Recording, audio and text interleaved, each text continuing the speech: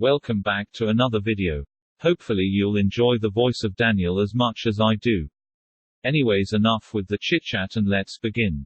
entitled parents. Specialists know nothing about my child. Took me a while to decide whether or not to share about an entitled parent, my child's father.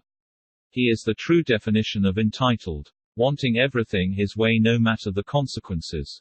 English is my first language and on mobile. Roast me on errors that I have missed. Let me know if this is the right place for this story. Note, some of this story have been written vaguely to prevent any backlash. Cast. ED, entitled douche. Me. D, daughter, she doesn't talk in this story. Backstory, D had been diagnosed with a strain of albinism when she was an infant. Even with the diagnosis, ED, we separated when she was 5, was irresponsible when it came to her condition. He needed protection from the son but he refused to ensure she was protected. Always a "she will be right mate" attitude towards anything important. After we split, I took D to specialists because D had certain issues that I couldn't ignore. She was having difficulty in learning and constant meltdowns, no matter what I tried.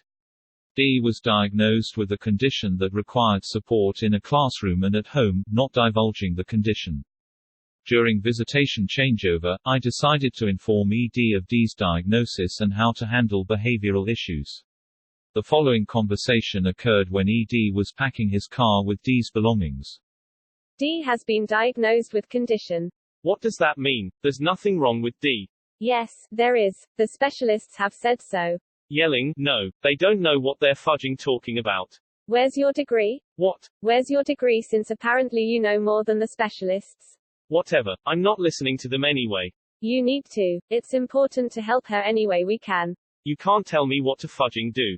Sighing, I gave up to prevent a huge argument in front of D. ED couldn't be responsible even when he was legally obligated. He eventually gave up on D and we haven't seen ED in a number of years. D is doing well and is quite talented in art. So proud of her. I ensure she feels loved and supported. Angry after her son's surgery gets cancelled cause she didn't follow any protocol.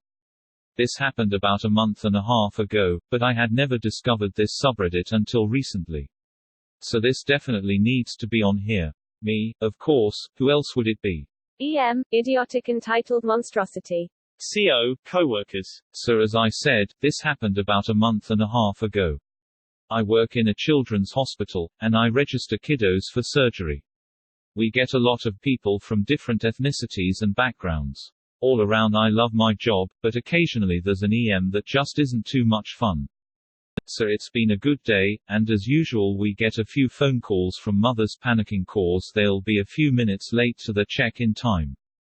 But I get a phone call from and it goes something like this. Same day surgery, this is me.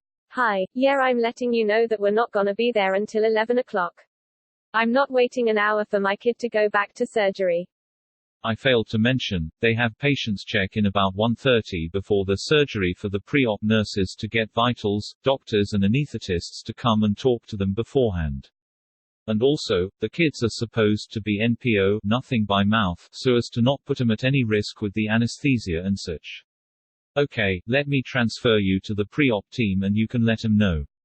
I thought nothing of it really and figured the pre-op team would explain everything as they usually do. But I was wrong. Apparently the yelled at the pre-op team over the phone when they told her about the reason they have to check in 1:30 before. Anyway, fast forward to when the kiddo's surgery is supposed to happen. They walk in and the has her chin held high as most EMs do. My coworker checks them in and tells them to sit by the doors by pre-op so they can hear when they get called in. The instead takes her kid to the waiting room where there's snacks and drinks for the parents while the kids are in surgery and proceeds to give him water and ice. Big no-no. They get called back and when the nurses discovered that she had been giving him water and such they said, we'll have to cancel the procedure and reschedule, due to him eating. The went ape on him, yelling at him, saying that I'm not going to leave until the surgeon himself comes in here and tells me it's cancelled. So she and her kid were just sitting back there in a pre-op room for hours, so much for not wanting to waiting for the surgeon who has other procedures he needs to do. They got cancelled and rescheduled for a couple weeks out. Fast forward a few weeks to their next scheduled surgery. They don't show up for this one and get rescheduled again. Then today, a month and a half later, they finally show up, 20 minutes before their scheduled procedure, not check-in time.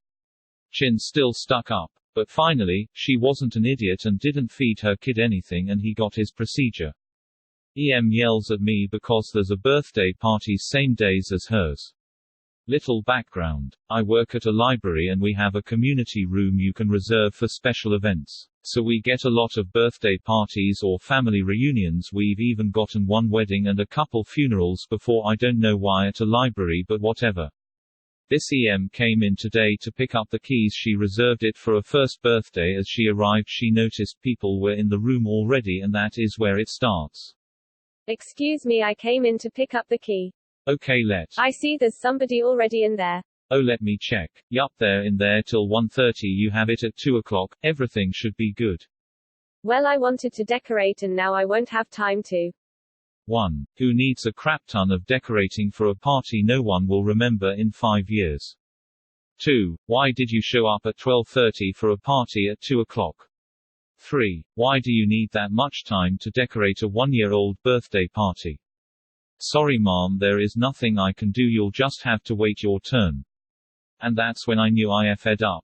She began to raise her voice enough for my coworker in circulation to hear it. This is ridiculous, we reserved it 3 months ago over the phone and my party starts at 2. Who set up my reservation? Now as we only have one system and one login, it doesn't say who did what, and as it was months ago by this point and over the phone we don't know who did or when. I don't know mom, it doesn't say who or when, but you have the room fro 2 to 4 o'clock as there is another family at 4:15. The EM really began to lose it. I have never had this problem before. This is stupid. I don't get time to set up and I don't get time to relax and have a great time, and it has to be done all in 2 hours. She aggressively signed the key form stating she has picked it up and left. I thought that was the end of that. I was wrong. 1:30 rolls around and the family in question is leaving. The EM comes in at I crap you not 1:32 to complain that they're not gone yet. I have to state that she does not have the room till 1. She asked when our director will be. I told her Monday. She plans to call and complain. I'll update you guys if anything happens. EM tries to kidnap my GF. So maybe the title's a little clickbaity, but it's the best description I got. So I and all my friends are all very physically affectionate people. It's just kinda nice. Hanging out and hugging and holding hands and stuff. And my girlfriends are really understanding about this. We've all agreed that physical affection outside the couple is okay except for kissing on the lips. But I always make sure to be more affectionate with my GFS anyways. Now, for this delightful cast for today's show. Me, a human potato. Ava, one of my best friend that I haven't seen in a while. Jane, shy and super nervous GF, but once you get her trust it's like a tsunami of love. EM, hyper-religious B. So Ava's in town for a few days on some work business and we wanted to get together. But my other GF Alice was busy with some personal stuff, so it was just us 3. We ended up going to the same mall we went to as teens to hang out. Just kinda relax and relive memories. And eventually we end up at the park just sitting and talking in the grass. Eventually we're all kinda just laying in the grass and they're both using me as a pillow. I'm loving it. They're loving it. And so I give Jane a kiss and kiss Ava on the forehead. It just feels like the right thing in the moment. And then EM appears and makes my day crap. What the H was that? You 3. What the H? There are kids here, damn it. Now this scares the crap out of Jane for reasons she doesn't want me sharing online. So I respond. First, yes, there are kids here. So you shouldn't be swearing like that. Second, what did we do? You're cheating on these girls. Openly. You're a sinner. First, we're not dating, only those 2 are. Interrupting. Yes, you are. You just kissed both of them. Secondly, it was just a friendly kiss. There's no cheating here. Don't lie to me like that, UW. I know you're his mistress. So repent. Now I'm mad because she scared my GF and insulted my best friend. Add in my hero complex and I've had enough of her crap. But I try to keep a level head. Mom, you need to leave. You're scaring my girlfriend and insulting my best friend. What we do with our lives is none of your concern. This is a public space. You're disturbing the peace. You need to stop. Don't sass me like that. You sinners should go back to the H you crawled out of and stop corrupting the children. At this point the EM tries to grab Jane and pull her away. Clearly you've traumatized her with your constant cheating. She's coming with me. And that's when I stop being polite. So I spring up, and being a decently in shape dude, I just punch as hard as I can right at her stomach. He gets the wind knocked out of her and lets go of Jane. I grab her and Ava starts calling the police. While she's recovering I just hold Jane as tight as I can to make her feel better.